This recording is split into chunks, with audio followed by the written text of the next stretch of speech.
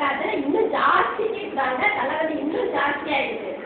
மறுபடியும் டாக்டர்கிட்ட வந்து கத்துறாங்க, எனக்கு தலைவலி ரொம்ப அதிகமாயிடுச்சு டாக்டர், ஒரு தயவு செஞ்சு மாத்திரை கொடுங்கன்னு சொல்லி. சரி இந்தாங்கன்னு சொல்லிட்டு டாக்டர் மாத்திரை கொடுக்குறாரு.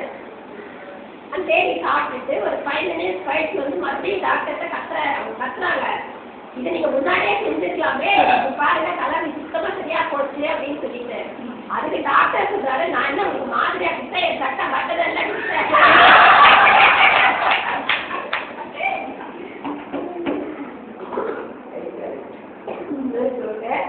ஒரு உப்மா கதை, ஒரு ஹஸ்பண்ட் கல்யாணம் ஆகிட்டு தண்ணி குடிச்சுட்டு போயிடுவாங்க.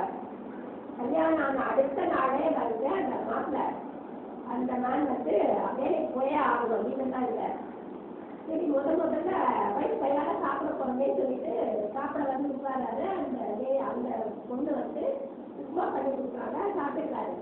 லஞ்சு கட்டி கொடுப்பான்னு ஆஃபீஸ் போகிறாரு, அவங்க லஞ்சு கட்டி கொடுத்துருக்காங்க. மத்தியானம் போய் லஞ்சு பார்த்து பிடிக்கிறாரு, அதுலேயும் உப்மா இருக்கு. ஈவினிங் வீட்டுக்கு வந்துடுறாங்க. வரும்போது இந்த பூ வாங்கிட்டு அல்வாலாம் வாங்கிட்டு வராங்க. அந்த பொண்ணு அல்வா சாப்பிட்டு கூட்டம் வச்சு வாங்க வெளில போயிட்டு வரலாம் போயிட்டு வராங்க. வந்து நைட்டு முன்னாடி ஏதாவது பண்ண மாட்டாங்க. அந்த பொண்ணு உப்மா பண்ணுது. அடுத்த நாள் அதுக்கு அடுத்த நாள் டெய்லி உப்மா தான். அது வந்து 6 நாள் மோகம் 30 நாள் 90 நாள் முடிஞ்சு போச்சு.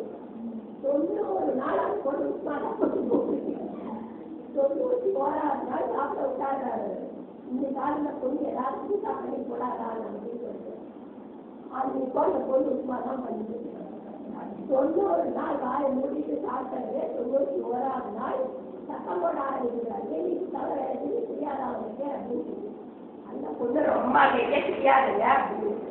அதுக்கு அந்த ஹஸ்பண்ட் சொல்றாரு, நான் ஒரு ஐடியா கொடுக்குறேன்,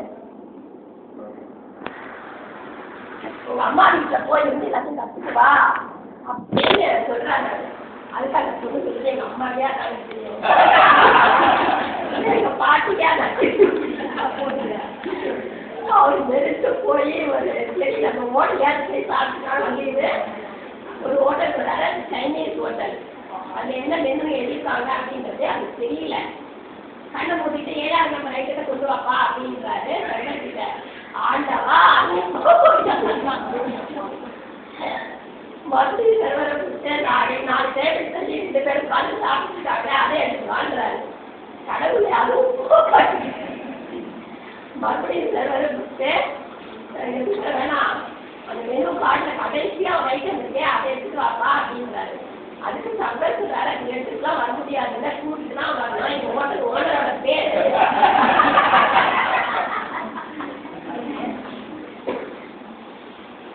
ஒரு அம்மா ஒரு கடைக்கு போயிட்டு இந்த வீட்டிலலாம் பறவை வச்சு வளர்ப்பாங்க தெரியுமா, அது வாங்கணும்னு சொல்லிட்டு போறாங்க.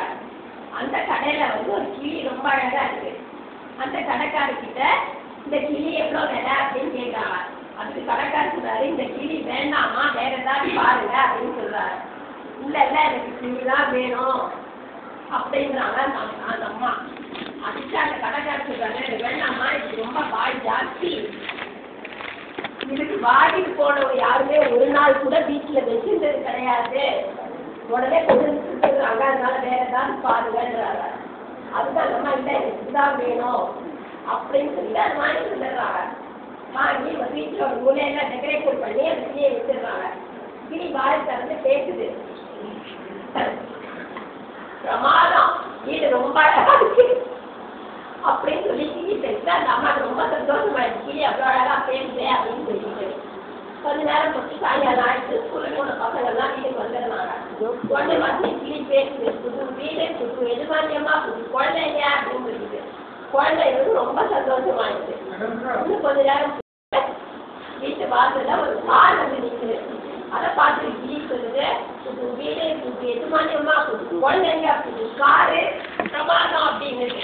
உடனே அந்த கார்லேருந்து இறக்கி ஒருத்தர் வீட்டுக்குள்ள வராரு. அவரை பார்த்துட்டு கிளி சொல்லுது, வாங்க வாங்க மிஸ்டர் சுந்தர், இங்கேயும் நீங்க தான் புரிஞ்சுதான். உடனே அந்த அம்மாவுக்கு கோவம் வந்து கிளியை கொண்டு போய் கடையில் வச்சுருக்காங்க. ஒரு ஸ்கூல்ல பாடல் அடிக்கிட்டு போது இந்த பையன்கிட்ட கேட்கிறாரு, ஒரு பையன்கிட்ட 3 சேர்த்தா எவ்வளோ அப்படின்னு சொல்லி 6 அப்படின்னு சொல்லுவான் அந்த பையன். மறுபடியும் அந்த டீச்சர் அவங்கிட்டே 6 சேர்த்தா எவ்வளோன்னு கேட்குறாரு. ஆறு சேர்த்தா குழந்தான் சார்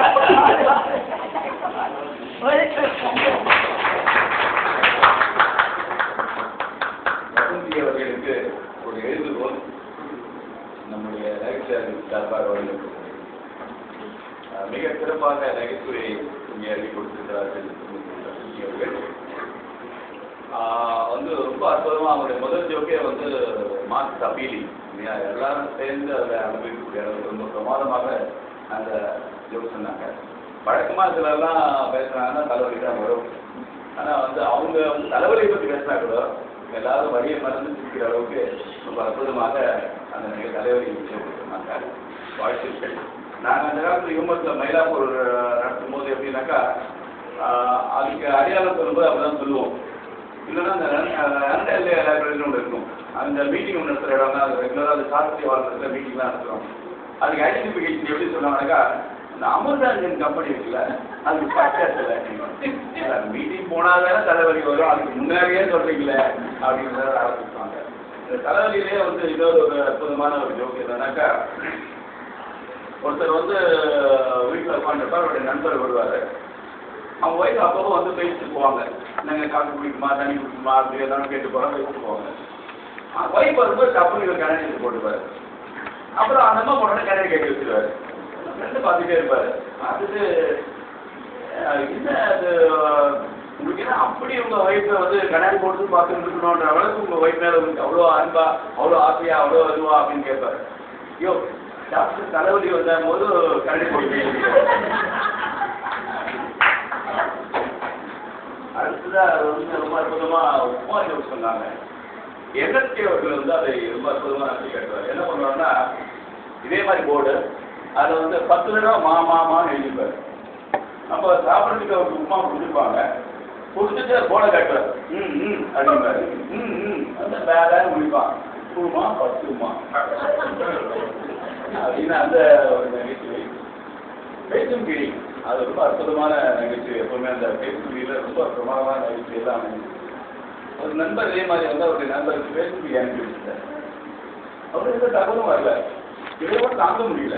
எந்த ஒரு பிரசன்டேஷன் நம்ம என்ன கொடுத்தோம்னா அது எப்படி இருந்து நல்லா இருந்தது கேட்கறது நமக்கு அவர் ஒரு வீடு அடிச்சு பயங்கரமா இருக்கு.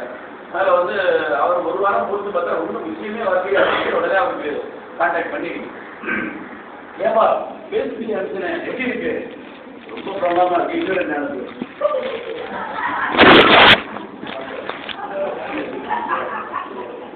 அடுத்ததாக இங்கே நகைச்சுவை வழங்க திரு டாக்டர் ராமையா அவர்கள் வந்துட்டாங்க. ஓ யூ ஆர் வெல்கம். தலைவலி இப்போ டாக்டர் வந்துருக்காங்க. அது இந்த டாக்டர் வந்து கன்னி டாக்டர்.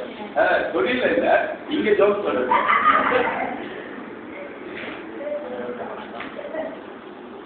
அறக்க பறக்க காக்காய் புலியை குடித்து முயலைப் போல டிஃபனை பொறித்து குதிரையைப் போல தாவி வச்சை பிடித்து பள்ளியில் கரடியால் கட்டி மாடாய் உடைத்து மாலையில் சோர்ந்து வீடு திரும்பும் போது தொழில் தர்மத்தையும் மறந்து ஒட்டகம் போல் குடித்து பூனை போல் பதுங்கிய வீட்டிற்குள் நுழைந்து ஆமை போல் உறங்கும் இவருக்கு காய்ச்சல் வந்துவிட்டது.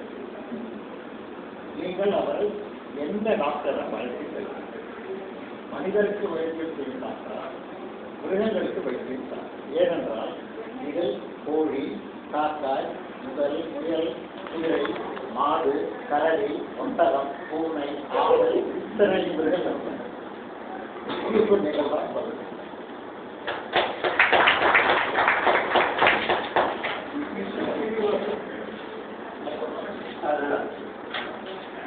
டாக்டர் ராமையா அவர்களுக்கு நன்றி.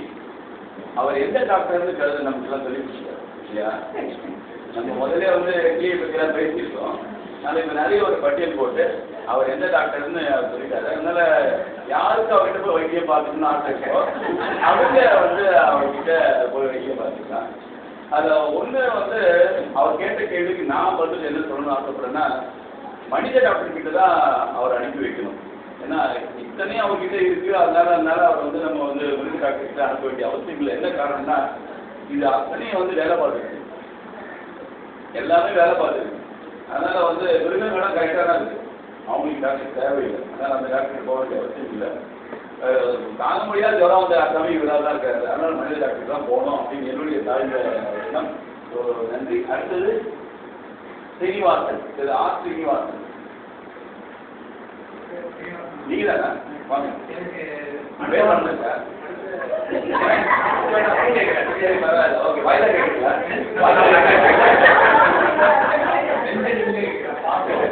ஓகே, ஆட்டோனா ஒரு மாதத்துக்குலாம் கொடுக்க முடியாது, ஆட்டோனா நீ தான் கொடுக்க முடியும்.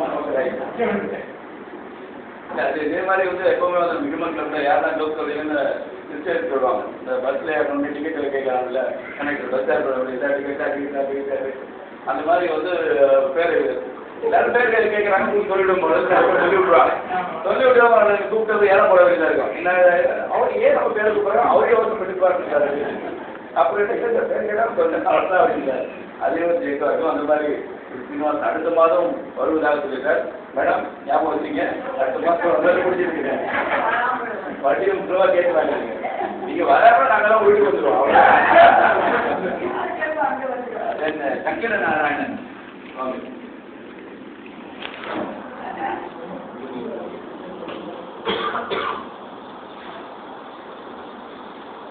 பஞ்சாப்ல வந்து